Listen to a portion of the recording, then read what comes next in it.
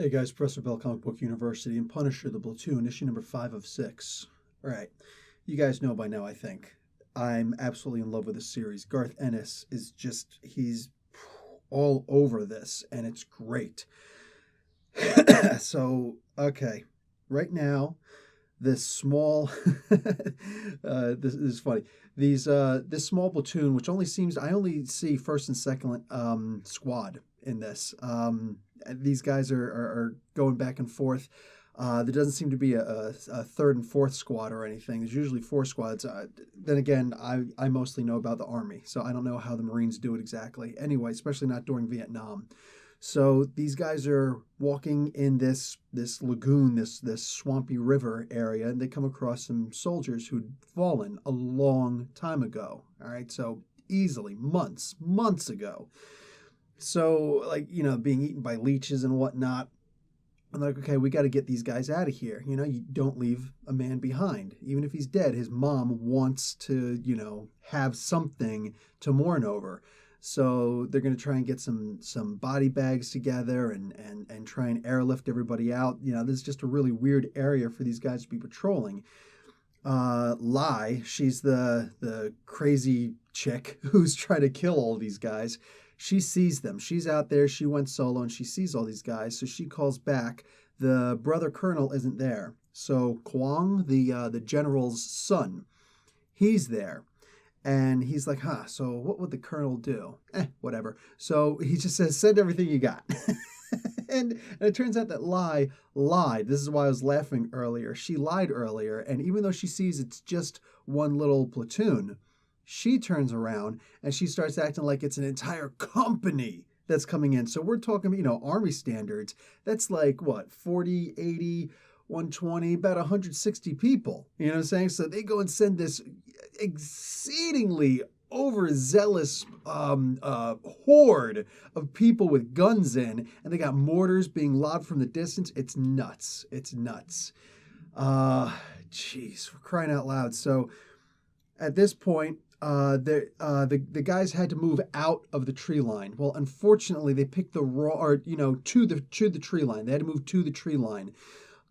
Because being out in the middle of the swamp is a bad thing. So they moved over. The problem is they moved over to the wrong end. They couldn't have possibly known. It's like you got to pick one side and you stick with it. You know what I'm saying?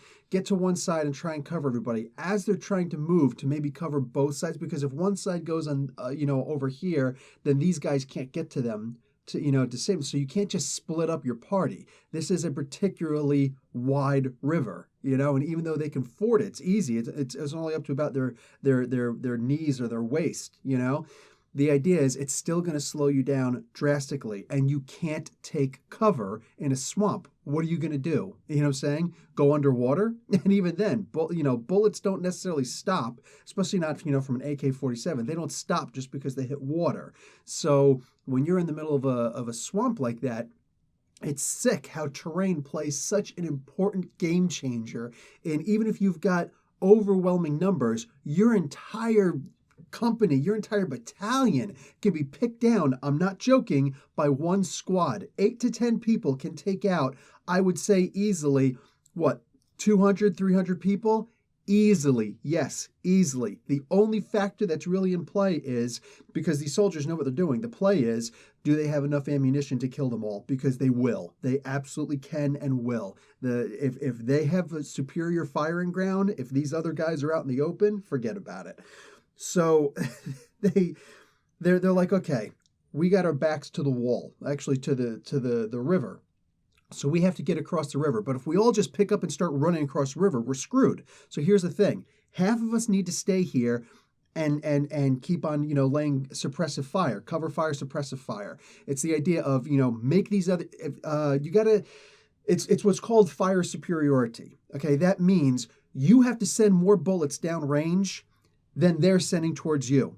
Because if you're both sending the same amount of bullets, everybody's just going to keep on picking up, taking pop shots. But if you hear, okay, they're shooting a lot more than we are, that means there's more of them. That means you're scared. Morale plays the largest part in combat, in any kind of a combat situation. So if these guys are sitting here laying down suppressive fire and you're just like, oh my God, suppressive fire means make them put their heads down.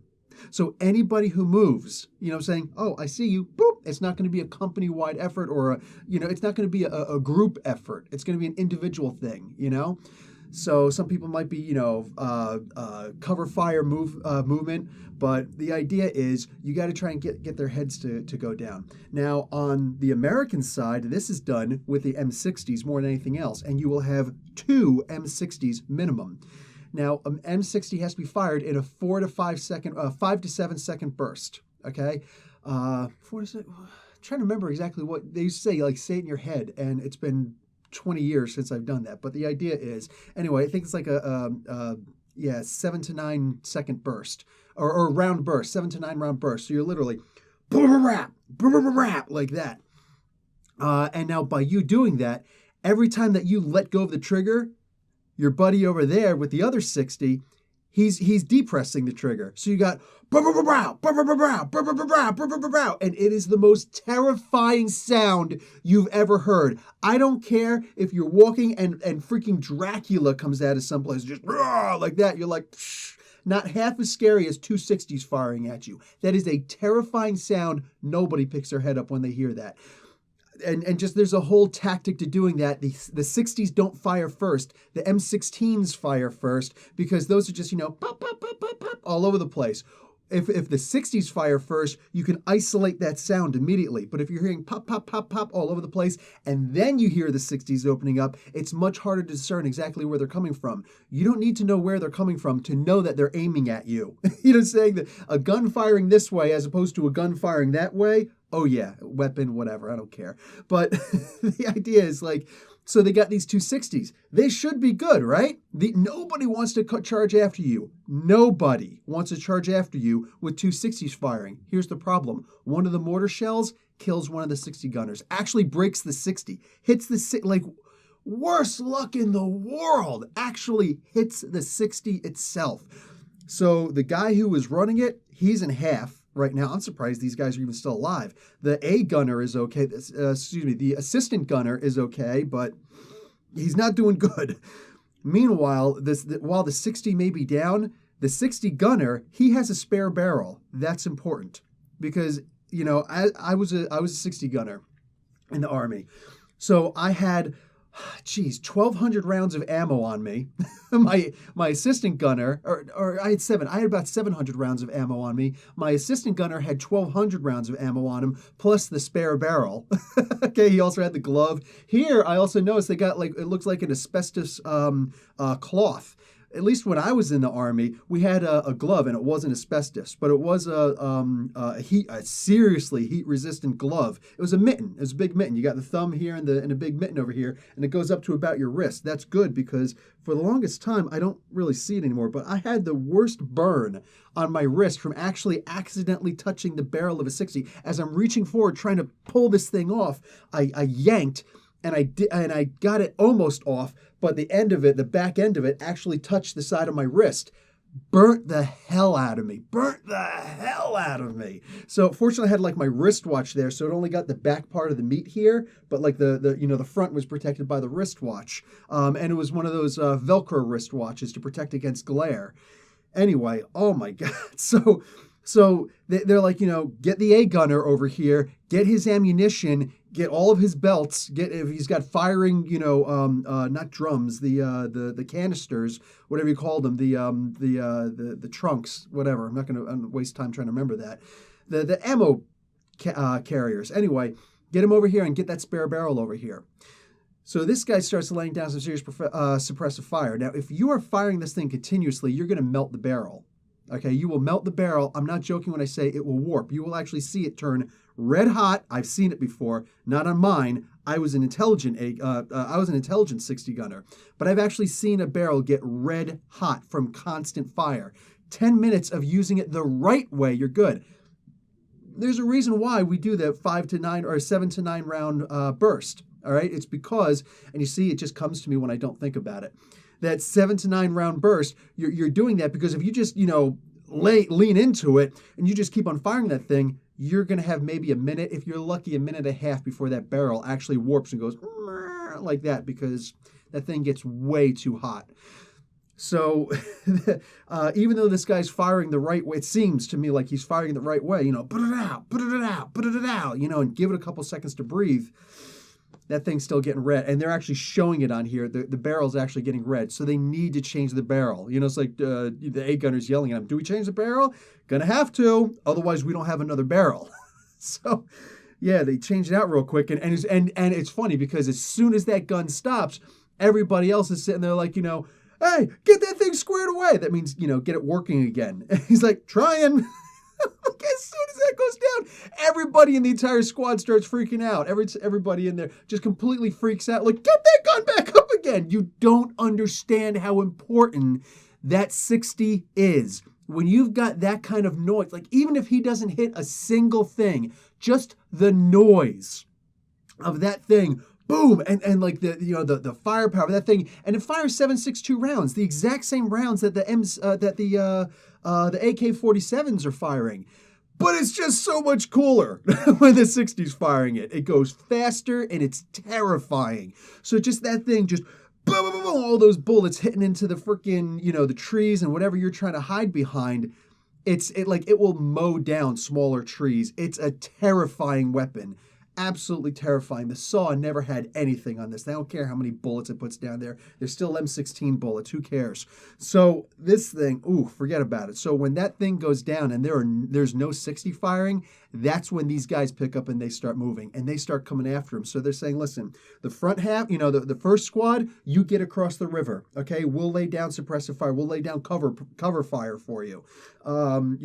But once you get across the river, obviously you set up, and this is where it gets dangerous. You got to set. You can't set up direct. Like if here's the enemy, here's second squad, and here's first squad.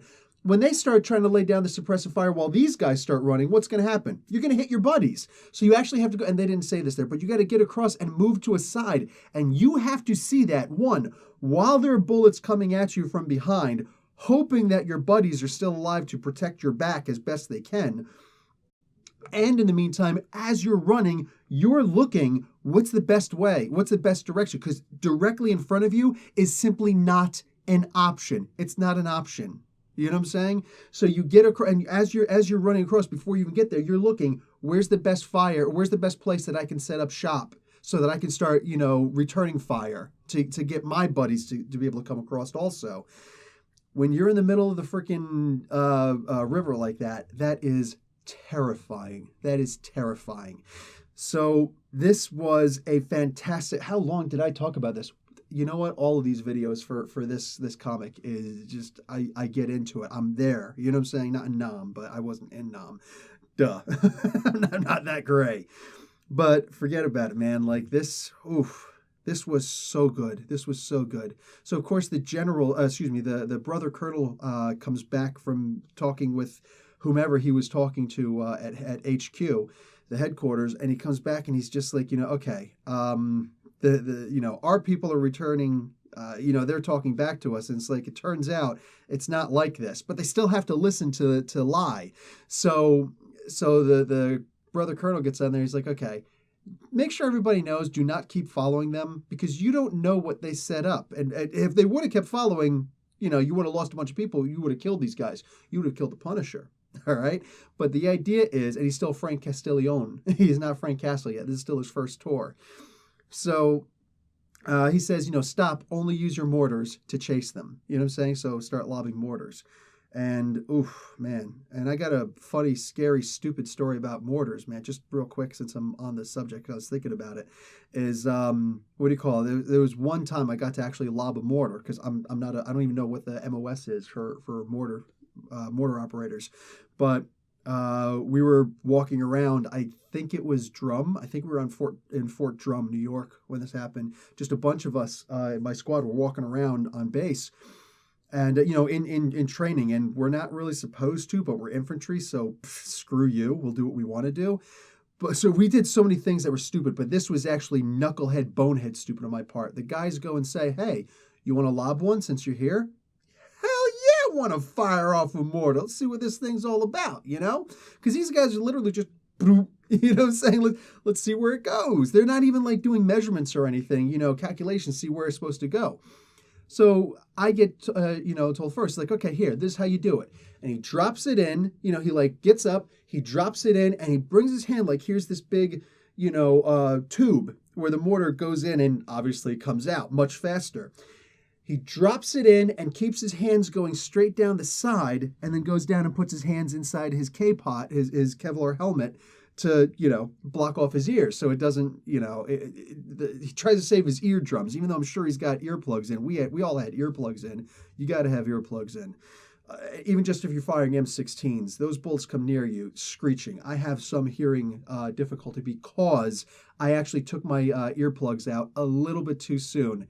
They decided, hey, let's just burn up our ammo so we don't have to, count our ammo when we go back. You don't do last minute things like that. Anyway, so, and I happen to be up in front. Anyway, so, what do you call it? Stupid me, they showed me once. I was like, yeah, I could do that. So I do it, but instead of putting my hands down the side, I drop it in and I move over like this. You know what I'm saying? So my hand went right over the top. All right. Understand what that means. If I were any slower, a millisecond slower, that motor would have come up and taken my hand right off. And I was even dumber because as both of them are sitting there looking at me going, I was like, are you sure? I looked right at you. You just put your hand right over top of it. Well, I got a really good grip, man. I'd have probably grabbed onto it and just went flying. I could see my bunker from here. Yeah, I was stupid. I wasn't stupid. That was a very stupid move. Anyway, so yeah. And the only other thing I can say is when they were running out of ammunition. That's something I complained about for a long time, even though I was not a 16 gunner. I qualified twice a year on it, and I never touched a 16 aside from that. And I always shot expert somehow, which was pretty cool. 36 to 40 hits, and then boom, in two different positions, in a fighting position and in a prone position. But yeah, somehow I don't know, somehow. I was just always good with it. Lucky me, I guess, right? But what do you call it? I always still said, like, these 16 gunners, these regular gunners, they kind of need to have more pouches on them, because you've got 2 ammo pouches. You can hold three 20-round clips in these pouches, plus you got the one that's actually in your rifle. Why not have 2 extra ammo pouches? What's the problem? Oh, we got to look dress right dress. We all got to look the same, right? That's stupid. That's stupid. How about we all look the same by having 2 extra ammo clips on us, or 2 extra ammo belts on us? What's the problem with that? Ammo pouches. I mean, I don't necessarily need to be ammoed up like Cable or the Wildstorm guys, but yeah, 2 more pouches wouldn't hurt. To have 6 more clips on you. Always running out of bullets. And that's unacceptable. That's unacceptable. The idea is that if somebody dies, just take his bullets. Anyway, that's it from me. Professor, I'm going to give this comic book an A+, of course. Professor Bill, Comic Book University. Class dismissed.